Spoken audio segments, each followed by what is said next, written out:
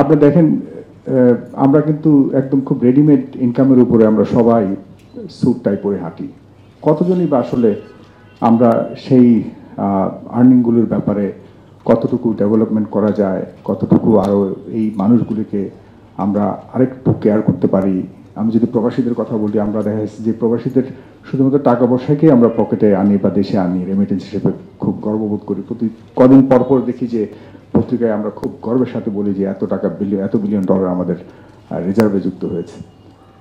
কিন্তু তাদের যে স্কিলসগুলি নিয়ে তারা দেশে ব্যাক করে সেগুলোকে আমরা কখনো কাজে লাগানোর চেষ্টা করেছি। বিশাল একটা জনগোষ্ঠী কিন্তু আসে, একদম স্কিল্ড, তারা সারা জীবন সেখানে খুব চমৎকারভাবে ওইসব দেশে কাজ করে দেশে ফিরে আসছে অনেকেই।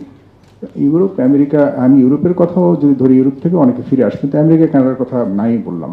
এসব দেশ থেকে যারা আসে তারা কিন্তু একদম হাতে কলমে চমৎকার তারা দক্ষতা নিয়ে বাংলাদেশে ফিরে আসে।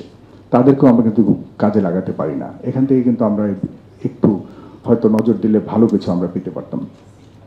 আমি মিডিয়ার কথা যদি বলি, এ নিয়ে খুব আপসেট। গতকালকে আপনারা জানেন যে গাজীপুরে একটা সাংবাদিককে কি নির্মমভাবে হত্যা করা হয়েছে। পরিবর্তনের পর, মানে 24-এর আন্দোলনের পর যে বাংলাদেশ পেয়েছি, এই বাংলাদেশের যে মিডিয়াতে যারা কাজ করেছিল, আমি খুব বড় দাগে তাদের তেমন কোনো ভূমিকা দেখিনি। কিন্তু আমরা দেখছি যে মিডিয়ার যদি সহায়তা না থাকে, কোনোভাবেই কোনো দেশেই পরিবর্তন ঘটানো সম্ভব নয়।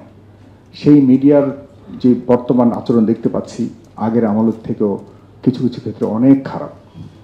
প্রত্যেকটা মিডিয়া হাউস যদি বলি, আমি যেটা বলি, টেলিভিশন চ্যানেলস থেকে শুরু করে সব দখল হয়ে গেছে। আমরা কি পরিবর্তন করেছি জানি না। এই পরিবর্তনের জন্য দীর্ঘদিন ফাইট করে এসেছি, দীর্ঘদিন। দেশেও আসতে পারিনি এসব কারণে, কিন্তু এসে যতটুকু দেখতে পাচ্ছি যে আমাদের পরিবর্তনের জন্য শুধুমাত্র আমরা মুখেই বলছি, আসলে ইমপ্লিমেন্টেশনের যে যারা করবে এবং ইমপ্লিমেন্টেশনের যে পথ, সেটি আসলে এখনও আমাদের জন্য খুব বেশি আমাদের পক্ষে আসেনি। এগুলি খুবই বাস্তব কথা।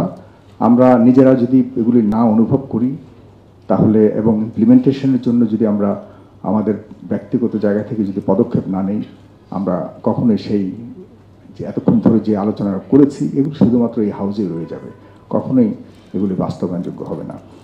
আমি আর কথা না বাড়াই, এতটুকুই বলতে চাই, বাংলাদেশের যে মানুষের সংখ্যা, এই সংখ্যাটা একটা বিশাল অন্তরায়। আমাদের দেশে গতকালকে একজন ফেসবুকের মধ্যে দিয়েছে, আমাদের দেশের মানুষ একজন লুডি খেলে গ্রামের মধ্যে আর 10 জন পরামর্শ দেয় পেছন থেকে। তো এই এমন একটা বাস্তবতায় আমরা সামনের দিকে স্বপ্ন দেখছি। আর আজকে এখানে যারা কথা বলছি সবাই কিন্তু আমরা মনে করি যে আমরা সবাই সবচেয়ে বেশি ভালো জানি এবং সব কিছু আমরা জানি। কেউই আমরা কারো থেকে ছোট মনে করি না। আমরা মনে করি যে আমরা এখানে পরামর্শ দিতে এসেছি, পরামর্শ নিতে কতজন এসেছি এ নিয়ে সন্দেহ আছে। তো আমরা যারা পরামর্শ চায় তাদেরকে যদি এই পরামর্শগুলো দিতে পারতাম, এখানে যদি কিছু রিক্সাওয়ালা থাকতো, এখানে যদি কিছু গ্রামের দোকানদার থাকতো, হোয়াট ইজ এসএমই, আমরা তো শুধুমাত্র বড় বড় কথা বলে যাচ্ছি। এসএমই কি জিনিস, বাংলাদেশের এটার ডেফিনিশন কি, এটার কি, এই তো প্রায় 50% মানুষ জানে কিনা সন্দেহ আছে। যাদেরকে আসলে আমরা এসব কথা বললে লাভ হবে দেশের জন্য, তাদেরকে নিয়ে যদি আমরা এরকম গোলটেবিল আলোচনাগুলো করতে পারতাম, আমার কাছে মনে হয় অনেক ভালো হতো।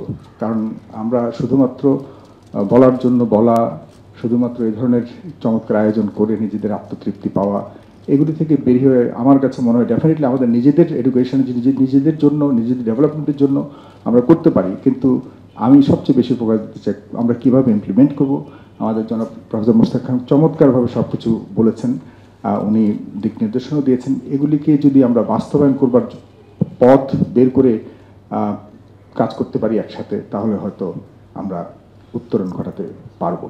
For more updates, follow us on Facebook, subscribe our YouTube channel, get the latest update on www.daily-sun.com.